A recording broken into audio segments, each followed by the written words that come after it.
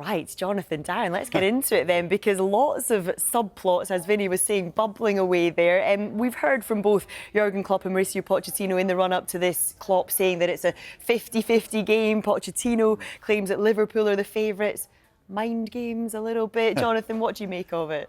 Oh, it's fascinating. It's one of the most sort of poised cup finals, I think, for storylines, stats, everything that we've just heard from the guys there. Mind games, I was at Pochettino's press conference on Friday and he was in mischievous mood, I would say. Projecting a lot of calm, going for walks with his wife. He was talking about how relaxed he was. But there were a couple of little kind of spiky barbs in there for Liverpool. And one of them, I suppose he was saying that they are the favourites today, that nobody should get swept away by the Klopp emotion, least of all the referees. So there was a little message there. And he was just trying to project, you know, that from Chelsea, this is bonus territory. This would be a great achievement, but let's not worry about it. Now, if Chelsea can keep that into the final, or will they feel nerves? We'll see later on today. But it's fascinating the way he was trying to set this game up psychologically.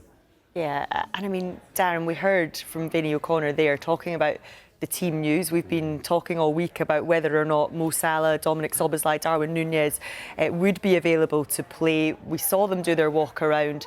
They weren't there. We're obviously waiting for kind of official confirmation of that, but three really, really key players. Yeah, three big players. I mean, I think Liverpool fans will probably look to a couple of stats that have served them well in this tournament. The leading scorer for them in this tournament is Cody Gakpo with 4 goals.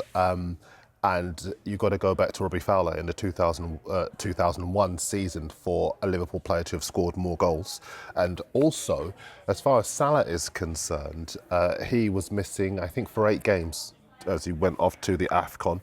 Liverpool won 6 of them. They scored 22 goals in that period. So they're okay without Salah. Obviously, it would be crazy to suggest that he is not a big part of their success over the last few years, because he absolutely is, and everybody knows the numbers.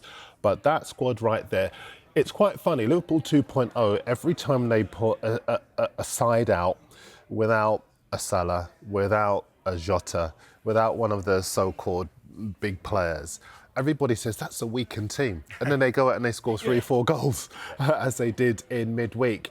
The players are primed and ready. The leadership, look at Virgil van Dijk going through there. I remember once interviewing him and he was talking about how he guides the players alongside him through matches. He reminds me a lot of Ledley King. I could play alongside Ledley King and have a good... Well, OK, maybe that's stretching.